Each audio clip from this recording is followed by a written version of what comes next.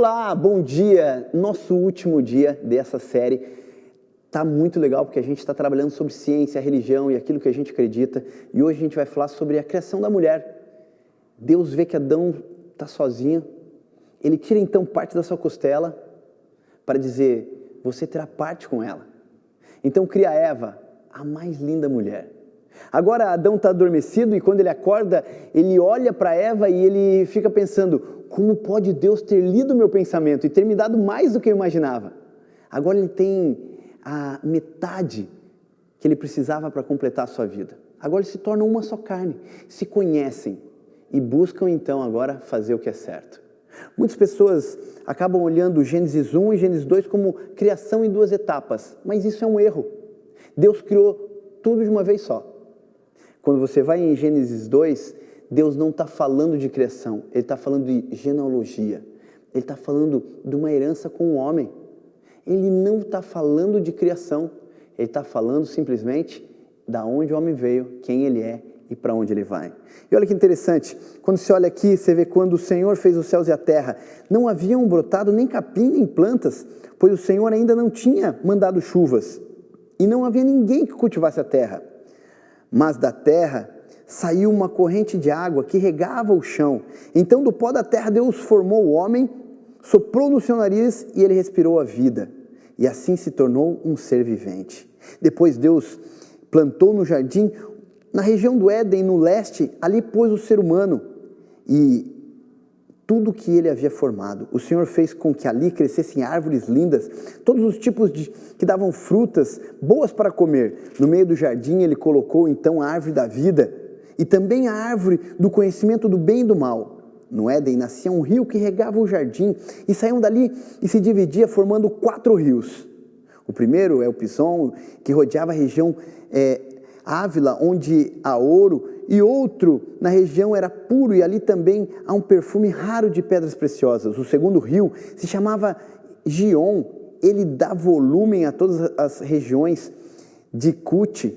O terceiro rio era o Tigre, que passa ao leste da Síria, e o quarto rio era o Eufrates. Então o Senhor Deus pôs o homem no jardim do Éden, para cuidar dele e nele fazer plantações. Mas disse a eles, pode comer de todos os frutos, menos do fruto da árvore da vida. Não é bom que o homem esteja sozinho. Depois de Deus dar o conselho, ele falou, não é bom que o homem esteja sozinho. Por quê? Quando você tem um irmão caçula e você vai fazer alguma coisa de errada, que a tua mãe fala para não fazer, o teu irmão caçula vai correndo contar para ela. Quando Deus coloca uma ajuda idônea, Ele coloca o seguinte, quando um está sozinho faz besteira, mas em 2, um ajuda o outro. É por isso que Deus tinha na sua mente um foco. O pecado não estava em comer o fruto, o pecado estava em desobedecer à ordem de Deus, desconfiar de Deus. O que Satanás faz com Eva é simplesmente enganá-la dizendo, você quer se tornar igual a Deus? Eles já eram iguais a Deus, porque quando Deus cria, ele diz, façamos o homem segundo a nossa semelhança, segundo a nossa imagem, que ele seja perfeito. Ele não tinha pecado, ele era feito à imagem de Deus. Mas por querer ser mais, Eva começa a pecar. Ela queria conhecer o mal. Para que isso? Se alguém já te disse e falou para você que é mal, não queira saber se é ou não, simplesmente fuja do mal. Mas infelizmente, Eva provou do fruto, cometeu o grande erro e levou até Adão. Adão, por amor, também comeu. Mas quando Deus busca eles estão escondidos, porque agora eles percebem que estão nus, porque a maldade agora existe neles, eles se escondem. Deus pergunta, onde estão? E Adão responde, eu ouvi você, Deus, e fiquei com medo. Mas por quê? Porque estamos sem roupa. Mas quem falou para vocês que vocês estão sem roupa? Deus estava apenas perguntando, por que é que vocês desobedeceram? Era tão simples, era só obedecer. Adão e Eva, então, são mandados embora do jardim. E agora eles vão descobrir que o fruto do pecado causaria muita dor e tristeza a eles. E começaria com seus primeiros filhos. Enquanto Adão e Eva se conhecem e têm Caim e Abel, Caim não quer fazer o que é certo. Ele faz o que ele acha que é certo. Afinal de contas, para que matar um cordeirinho? Coitadinho do cordeirinho, vou entregar um monte de cereais e frutas. Por que Deus quer que eu mate um cordeirinho? Será que ele não tem pena do cordeirinho? Mas Caim não entendia que quando o pecado entrou no mundo, para a remissão dos pecados, teria que haver morte, teria que haver sangue. E o cordeiro era símbolo da morte de Cristo, que um dia viria, então nunca mais precisaríamos matar o cordeiro. Mas Caim fez o que ele achou melhor. E por fazer o que achou melhor, Deus não aceitou o sacrifício dele. Aceitou o de Abel, que levou o cordeirinho, não querendo entender os porquês, mas simplesmente obedecendo a Deus. Ele criava os cordeiros, ele tinha amor pelos animais.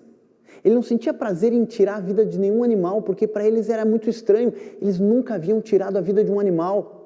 E agora, ao tirar a vida do animal, eles sentiriam a dor que Deus estava querendo ensinar a eles, que o pecado causa no coração de Deus. A separação entre Deus e a criatura. Abel faz o que é certo, oferece o sacrifício, e Caim fica revoltado, porque o fogo do céu, a aceitação de Deus, só está sobre Abel. Ele então, na sua raiva, ele acaba matando Caim, e a história toda começa de duas gerações, as que obedecem a Deus e os que destroem os humanos. Que Deus possa te abençoar, e que você não questione ou reclame, mas que você obedeça, porque a palavra de Deus nos ensina a ser obedientes. Se Deus pediu, faça, porque a resposta de Deus é clara. Se for fiel até a morte, dar-te-ei a coroa da vida. Abel foi fiel e vai receber, e já está o seu nome na lista dos fiéis de Deus. E quando Jesus voltar, nós veremos Abel de novo. Se prepare, seja obediente, seja fiel a Deus, e muito em breve, quando Jesus voltar, vamos estar juntos nas mansões celestiais. Que Deus te abençoe, tenha um lindo dia. A gente se vê. Até mais. Tchau!